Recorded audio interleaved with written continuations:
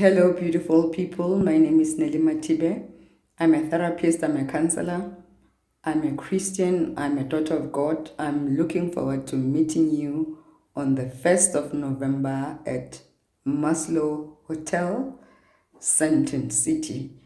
I'll be sharing a little bit about narrative therapy, just referencing to the story of a woman, to who people say you are as a woman, who God says you are as a woman, who you believe you are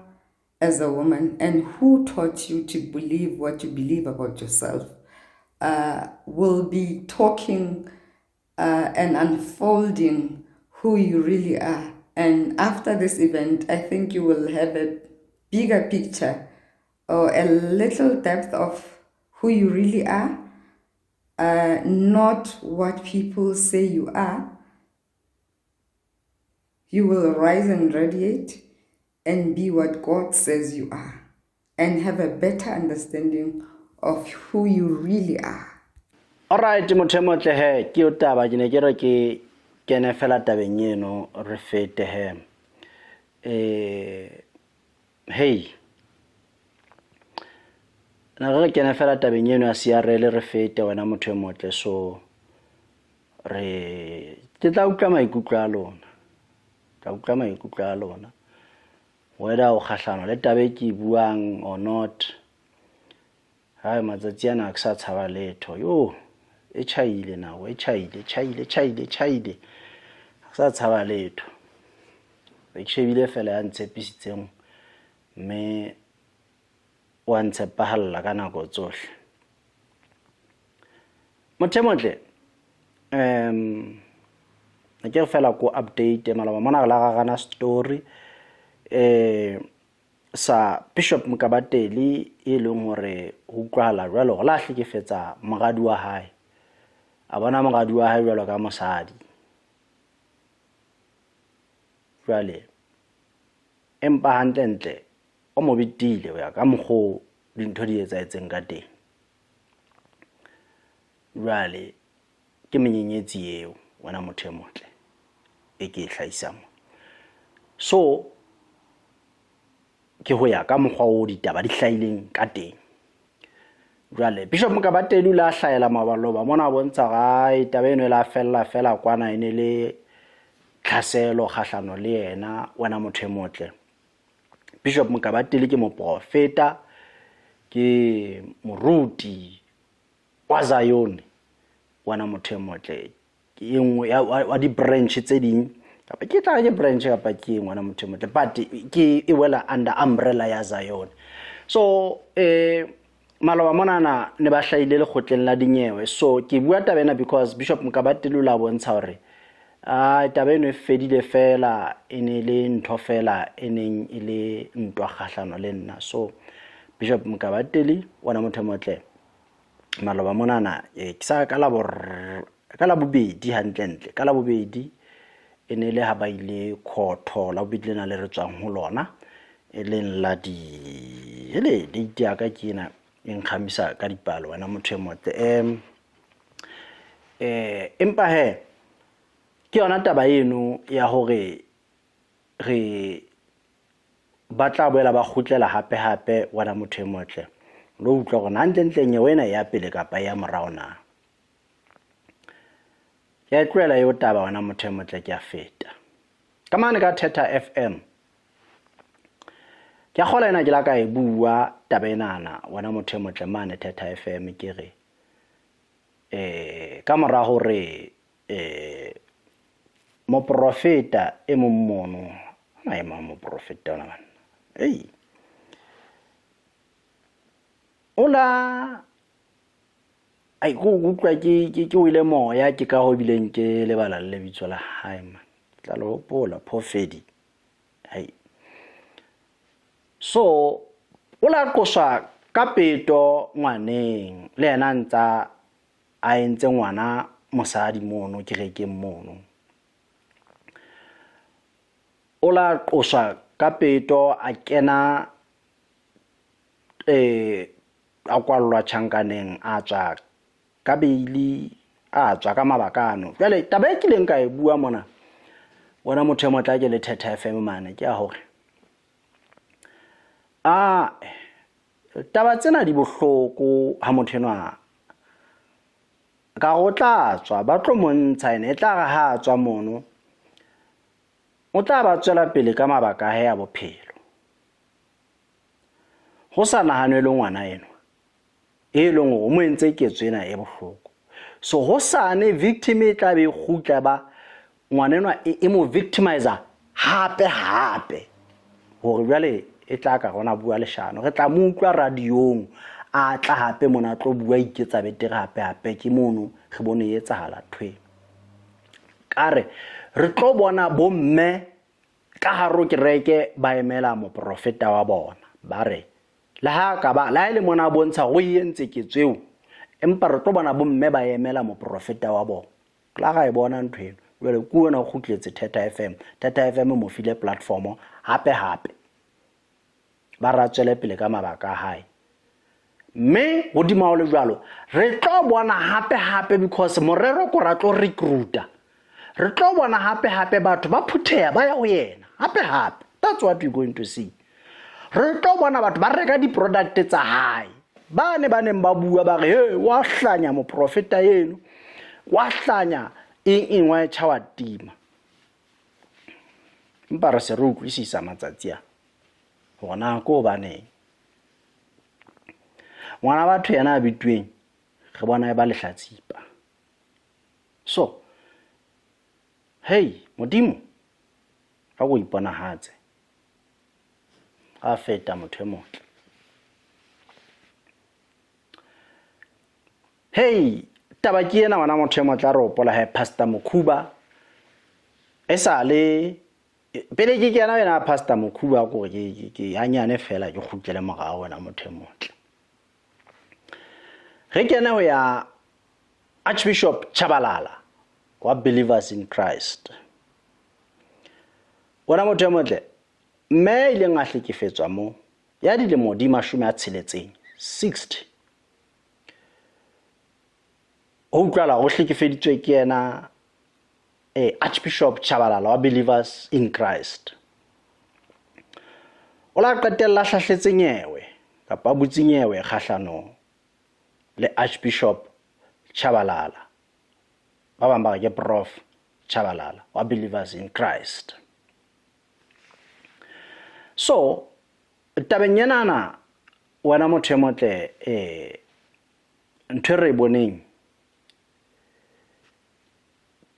ke makatsang ke tla o letsa gona ba neng ke tshwaralo so taba ke ena go tshintshwe jwalo maponesa a mabedi a fuputsang nyewe ena gona jwale e fuputswa ke le ponesa la boraro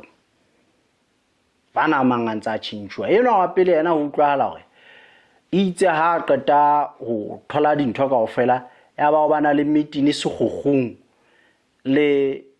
lawyer ga ya yena Archbishop Chabalala le yena Archbishop Chabalala ba le ba gago segogong kwana ke ha ba discussa nyewe ena le ponesa lena le investigating case ya mme ona o hopola hore hangata ba etapele bana ba bodileng bana le di lawyer ka dikerekeng tse bang ba di sebedisa ke tsona tse tlo ba emelang ha o ba hobe wena motho e motle so ke mona mo eleng hore ba bana le meeting ono jwalo ka segogong kapa ka poteletsaneng ka kwana le ponesa lena jwale ha e se le jwalo e ba family hloka tshepo go le ponesa lena mme wa hlaka hore enana ha e sa le hantle ka mokgweseng e le ka teng wena motho e motle jwale ka mantswe a mang nyewe e fuputswa ke le ponesa la bogago jwale enwe mongola tswa le yena ka mabaka a hae e bang a tswile ka ona a sa itokolla wena motho e motle le yena empa enwa e fuputswa ke wa bogago jwale ke nyewe e kgolo haholo ena wana motho e motle hobane re tla tshwara re he's a high profile somebody wana motho e motle mme re bua jwalo ka manna ka Archbishop Tshabalala mme enwa a hlekefeditsweng ke moetapele ka hare ho kereke ena ke bishopo ka hare ho kereke yona ena ya Archbishop Tshabalala. So it's very interesting wena ka mokgo makatsang ha ke dutse ke shebile ke ka ho ke itseng ke a latella mme ke tla etsa tsohle hore ke bone hona nyewena e ya kae fella kae hobane ke hlola ke qeta ho bua ntho tse common mona ke re le ponesa le ne le discussa nyewe le lawyer ya Archbishop ya kereke mo ke lawyer ena ke o kena kereke mo o kena kereke mono ka advocate ena e kena kereke kae gona mona Believers in Christ me ke mophutheo ka mantswe mang ke mophutheo wa Archbishop Tshabalala ka kere this is interesting ke batla go thola gona ntwe tse le gore di a etsala le ka Zion ka mo so ka mantswe mang sena se re advocate yona o tlo emela a bua khotho re tlo bona a emetse ka representer Archbishop Tshabalala. All right. E go watametse. Ha today mane Rivers of Living Waters Ministries. Jwalo ka ha Archbishop Stephen Bafana Zondo a attenda nyewe. Tsa tobane le tsona tsa dipeto khothomane. O representwa ke mang attorney ya hae. Ke mophutheo wa hae. Ileng Tate Jeff Ratlhagane. Right. Ke a watametsa fela. Pastor Mukhuba o risitse khotho. Guess how representwa ke mang le? Ke mophutheo wa hae e leng lawyera ka haro kereke ka mo. Wa bona gona e sebetsa jwang mo ntwe. So ke ka ho ke reng ke na le interest e kgolo ya go bona gona ebe system ena e se ikene le ka Zion ka mona na hobane re bona ka monana ka go bana be re reng ke difofane ba fofa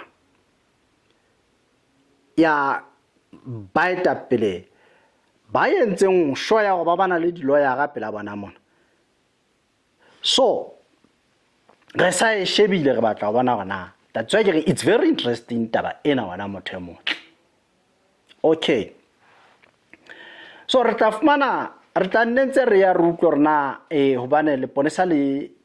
thewetse ka thata wena motho e motle. Jwale o kgetwe a mosweu banna, kgetwe mo sehla motho jwale thewetse ka thata. So re tla bona hore na nyewena na e fitla kae e risa kae mohlomong o tla hlokala hore nke ke kope ba bang ba lelapa le bona ba khutla pe ba tlo re etsa rena ho ntse ho etsa la but ba eme very strongly. This is what I like about this family. Ba eme very strongly hore ba bona hore justice ya etsahala ka mme wa bona ha ona le ntwe ba sa ikwisising fela ba ema ka maoto ye le tsa mo ai tluka ke ratile family ena man. Ke utlwa ke ratile wena motho e motle. Ra feta he. Re kena tsa rona ditaba. Hopola hore Pastor Mukhuba le yena la risa khotho wena motho e motle. Ka mona ka Randburg Regional Court wena motho e motle. Na le Ntate Popedi wena motho e motle. Re le radio go tsheletsaneng. So Pastor Mukhuba taba ya hae ile a latolwa modimo a hana re next modimo a hana go a ono ba etsa letho bana ke ba ka bana ai ona ga tshepile modimo ya mogata modimo wana motho motla ya ba modimo wa re hlolela ra e hlola ra mohlola mona regional court jwale tsa tlameha re patale mo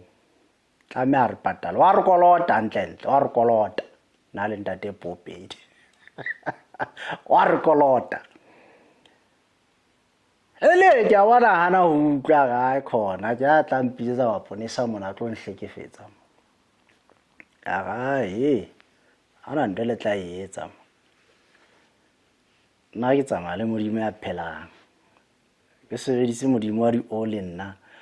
wa bodi eng matswai into tse ngata tse me ferefere nyaka fatane ai na hey ka madi a o lekane o la romela morao ha ya le mong fela hore e mong le mong ya dumelang ho yena a se ka timela empa tla bana le bophelo bo sa fela jwale nna ke la ka etsa kgetho eo ka re eo ya rometsweng a le mong fela itse ya madi a ha ya qhalana mane a re a ba ho lekane o fedile ka le fula ha e fela wena motho mo tla ba o fedile e chai topolo ya ba motho ya ba nna ke a e bona mo jale do tse ngata tse ai me ferefere dinyaka fatane tse ai na dila ka bontsha ke gape ke tsamaye ka modimo ena jwalo a nhlolela khothomane a hlolela ntate Popedi ana motho mo tla ba sa kopana setšhaba sane ba ga go lo shapa pere mane ka thapelo wa hlaka wena motho motle jale ho lokile he wena motho mo tla e fitisetsa high court a re wa ipiletsa me o mono high court he o isitse mono ga le teng a re tshabe re aya ga re aya re tshabe motho motle intse le mono he tabena high court ya Pastor Mukhuba me e santsane le mono re sa e shebile le yona hle tsama e nanara wa ipotsa ona go baneng ha bana nara he bane empa he go hlakile hore ba nanara jwalo ke go bane modimo o tshebetsong ka tsele makatsang wena motho motle modimo o tshebetsong o phamisitse letsola hae wena motho motle modimo wa re bontsha hore tsebe ya hae ha ya thibana gore be ke keng ya rutlwa ya utlwa dillo tsa rona wa re bontsha modimo re letsola hae le kgutshwane gore be le ke keng la re ama la re fihlella a re hlolela wena motho motle jwale re santsana re shebile wena motho motle ka baetapele bana ba rona maqwetha rona a ntsa tshwere ka thata wena motho motle le bona ho e sebetsa nyewe ena ya rona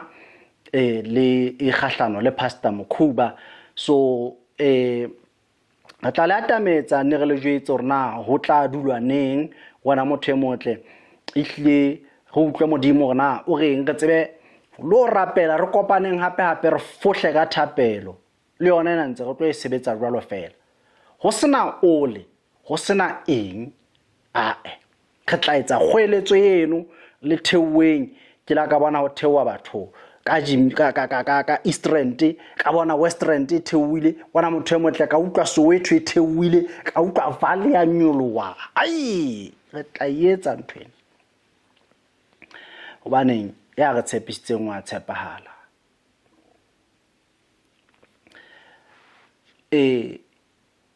motho motle ha re sa re shebile ya ba tirano ya nyolowa ka mona Apostle Simon Mokwena le yena a re ke a le pheta len ona motho motle ya ba mona ke ha re nka re isa makgotleng jwale mona o nka Mmebongi e leng mofumahadi wa hae wa mehleng kapa re ex-wife ya hae wena motho motle a monka a risa court high court wena motho motle jwale le teng re ntse re tshepile modimo wena motho motle re ntse re tshepile modimo ka tsela e makatsang o tlo iponahatsa le yona re tla ne re rapedisa ka morendeneng ka mara bana lo fohla ka yona ntse ba rapedisa ona motho motle re tla etsa hweletso re ha re kopaneng hape re shapepere re bontsha re modimo ke modimo ya utlwang bana ba hae wa ba utlwa modimo ore dinku tsaka di a ntseba le nna ke a di tseba jwale ke ba tloela hore ebe ha o tlogela bana ba hae wana motho motle jwale re le bua ntate modimo ka tsela e makatsang you see ka mantswe a mang pele nka ka ya hona mono wana motho motle ke batla ho bontsha fela hore le yona e ya nanara but hona ntho tse ntseng di etsahala mono wana motho motle di tse exchange anwang le din jwale ka mokgo go utlwisisang ka teng ha ikhotho e sebetsa ka tsela hore ho ya ka mofuta ona wa nyewe o leng ka teng wana motho motle hona le belong hore o tlameha ho le mabaka ha hona mono hore nna ke re client ena ka ha ena molato kgahlano le taba tsena tsa hao ka mabaka ana le yana le wane hore nna ke re o molato ka mabaka ana le yana so ke dintho tse jwale tse ntseng re exchangeana ka tsona mo ba sa hlakelwang teng re ba araba re bue leqwetha le khutlela ho rona maetapele a go hlakise taba ena monana monana o bolela jwang mona ke khutle ke ga nna ntlha tsa ka mona ke tsenana jwalo go re processing e jwalo wena motho e motle so ka mantswe a mang le yona tabateng e tla hlaka ha o ntse ho ya pele ke ne ke re ke no go tsebiso ho ntse ho le jwalo re ntse re le mothating ono wa taba tsa hore ntse ile nyewe ntse ile teng wana motho motle ho ntse ho bua pele ntse re le busy ka yona wana motho motle mme modimo ntse a phamisitse letsoho re ntse re bona mohau wa hae ka tsela e makatsang wana motho motle so ke ka ho ke reng ho wena ha ke re ka tsela e nwe makatsang ko bane ha o bonolo go thata that is why kana go re tabe re lela ho lona re ba etapele ne le lahleleng ka mono mme la re thusa haholo wena motho motle kapa la go thusitse haholo hore ebe le la re tlatselletsa mo le leng la re tlatselletsa teng hore re kgone ho cover di cost tsena tsa batho bana so ka utlwisisa motho a go batla 12 million hore ke ditloso tse batlang ditjeo tse kae mme bana ba tirano ntatene ba o tlile ke tla re ke monyofu mo kana fela wa ma khephe mono wana motho motle leng hore inkile di baemedi bana ba rona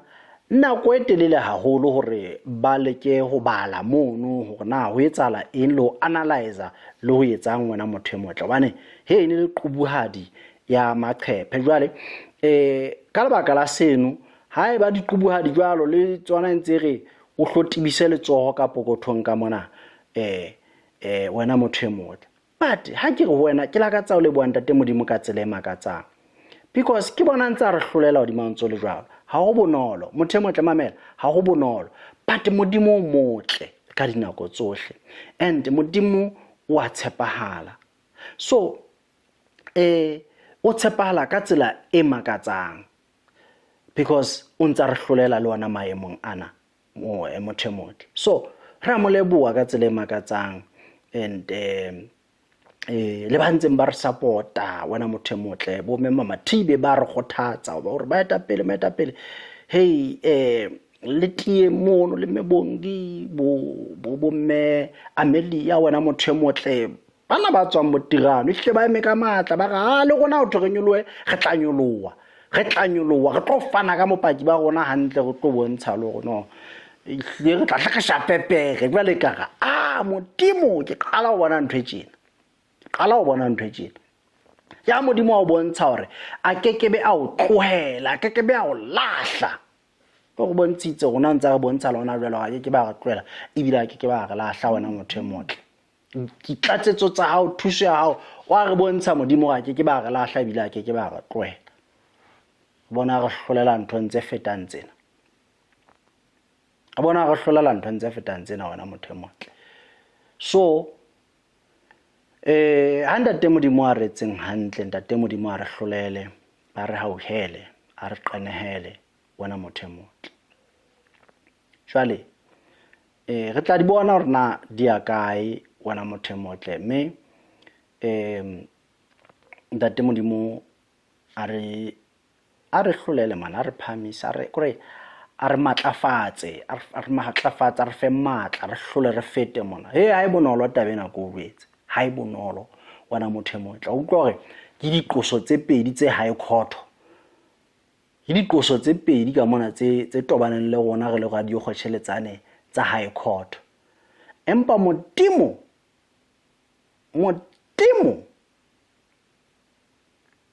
hey, ke dumela o tla re fetisa mona. Ha re tshabe, ha re tshowa, ha re tshowa wena motho e motle. Ha re a tshowa, ke itse re tla eja, mofumahadi ona wa ka o itse re tla eja papa ka metsi, ha ona taba, re tla eja wena motho e motle, but re tla feta. Ho sala morao nkekebe ka tjhetjha le kgale pele e moo ke yang teng, ho hole moo ke tswang teng, morao kwana ho hole pele ke moo ke yang teng. Modimo ha re etsa re be makwala. Ke la ka bona mona e mong ngwana bo rona e se le spokesperson, a ntse a thetsa batho mona e se le spokesperson sa Tirano, sa fetohile spokesperson sa Tirano kapa sa Apostol Mokwena. It's so sad hore o fetohele taba eo neng o eme ho yona, eo neng o dumela ho yona. It's so sad o fetohela taba eo o neng o eme ho yona, eo neng o dumela ho yona, ebe o so kgutla o so le ka tsela e nngwe. It's so sad. And e a mmakatsa haholo mo o ipotsang, ebe motho yo banna ke la ka mo fosetsa kae, ke la ka mo tsekisa eng? I mean ke kae mo kileng ka mo fosetsa teng motho yo banna, ke la ka go ke ntho tse makatsang hore ebe motho to a point ga ba etse ntwe e jwalo e makatsang jwalo ya hore a fetohela ditaba tsa neng a believer ho tsona, mo aneng a ema yena a bontsha hore Tirano e bodile, kgetlolle e se le spokesperson sa moetapele wa Tirano. Ntho tse makatsang tse, ke ntho tse makatsang, and ke ntho tse makatsang ho bona a ema kgahlano le radio kgothelletsaneng e le my brother, and hey, e a makatsa taba eo, ya makatsa, but ho lokile ona taba, re tla di bona mohlakotulo. But in one of my podcasts ke batla ho hopole ntho e nkileng ka e bua, eo ile ya etsa hore mokgotsi eno aka a tlalellane ha ke re ka taba eno e ke neng ke e bua, hore today o celebrate go ka mantswe a mang, o celebrate ho haka, o celebrate batho ba nhlaselang ka tsela ena e ke hlaselwang ka yona. Ke ntho e makatsang hore be o brother o etsa ntho ya mofuta ono jwalo. Motho enana ke mo tsebile very long time ago, and nkile ka mo mema even in some of the platforms tseo Modimo a ileng a nkreitela tsona. Ke re monna ona ke a mo hlompha, o emetse o eme o defender ke re ke ya Modimo. But today anare kereke e bodile e kgahlano le ntho tsa Modimo, wa khutla wa sa ya ma yona o sa ntse spokesperson sa yona, e se le face ya teng ya makatsa o abdiriki today o etsa ntho tsa ntsa di etsa tse swabisang. Ho today ditaba tsa Tirano di hlaka yena, ha ke re dihlaka yena a buella Tirano a le ka lehlakoreng la Tirano ya makatsa taba ena gona o fetoile ne ho etsaetseng hore a fetohe Rykie moholwane wa ka ke mo hlomphang ke la ka thola ke ne ke itse ke tloa ga ba letho mo e makatsa ka tsela e nngwe e swabisanya go motho o banna hathe o sebetsa taba tsa hae jwang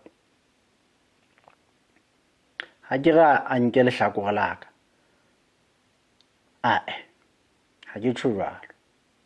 empa wa makatsa gore ke motho e ke dulang hangata ho feta nyenyana ntse go kopana mo go kopana mona ga kopana ga bua le motho eno ga bua ga iqoqela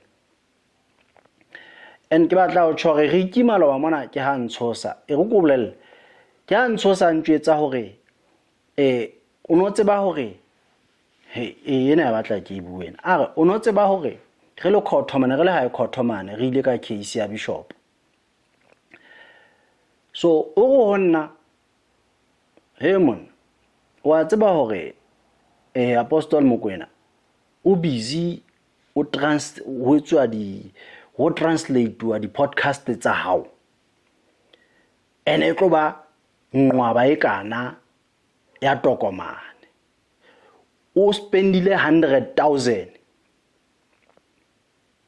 ya isitseng fela mono hore go lo sejetswa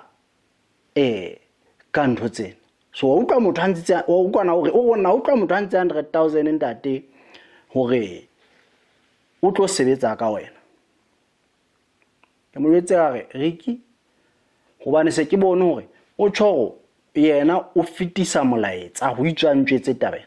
ka re tsamao lo mo jwetsa hore ha ntse fetang 100,000 na ke na 100,000 eo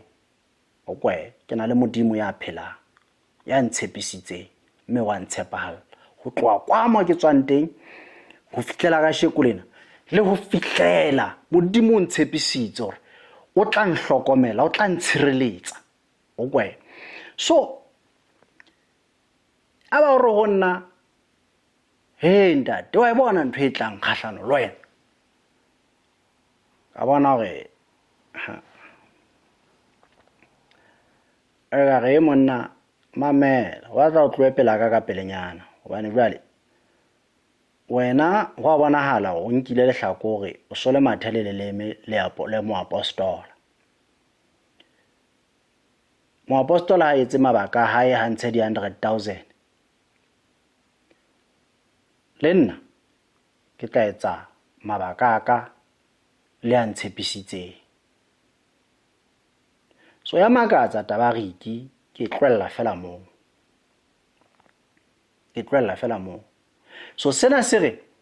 le ho sane whatever e tlo nketsahalla Rykie o tla ba celebrate o tla ba re ke mo jwetsitse mabotjho whatever ntho tse ntseng di planwa ka nna mo but ke ho yena nna modimo enwa e ke mo sebeletsang a ke ba mphoqa a ke ba ntloela ke tshwara ke ra se modimo e ke mo sebeletsang ka matswai a se modimo e ke mo sebeletsang ka di oil a se modimo e ke mo sebeletsang ka eng o gwe ke modimo ya mpatlang fela ke le jwalo ke modimo ya batlang tumelo yaka ke modimo wa dipelo wa pelo yaka o tseba pelo yaka mme ke modimo ya ntshepiseng ke jwetsa Rykie mantswe ya hore Rykie ha tswele pele ka mabaka ha ile moapostola owe ha tswele pele ka mabaka so mona batho ba tla qala o bona kore ba santsane ba tlo bona boholo ba modimo ke re nna radio kgotsheletsaneng ke radio ya lehodimo ena ke e bui fela ena ke radio ya lehodimo ena ha ke e bui fela ke ikutlwa ntle la ntse ke re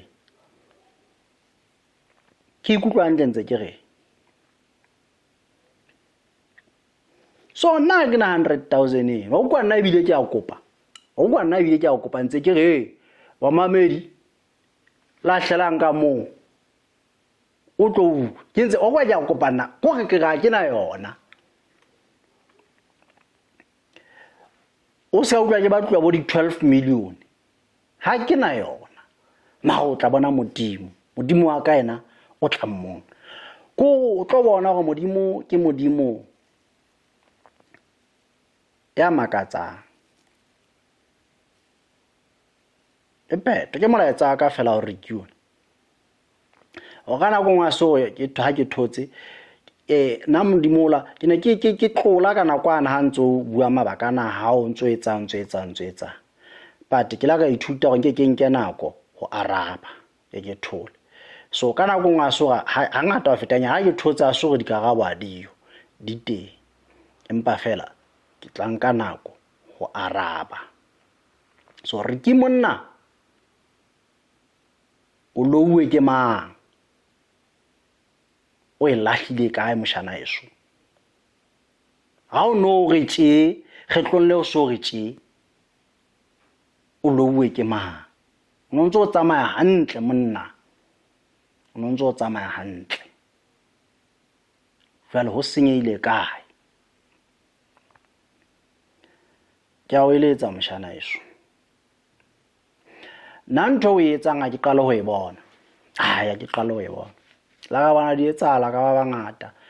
ene a se felella monate taba e so ha ke re a se felella monate le baneng ba re fetoela mona re o dumellana o bua puo itseng ha ba se ba le ka nqane ka bona di fetoa ho so sabe monate ka mo ba leng ka teng so o lowe ke mang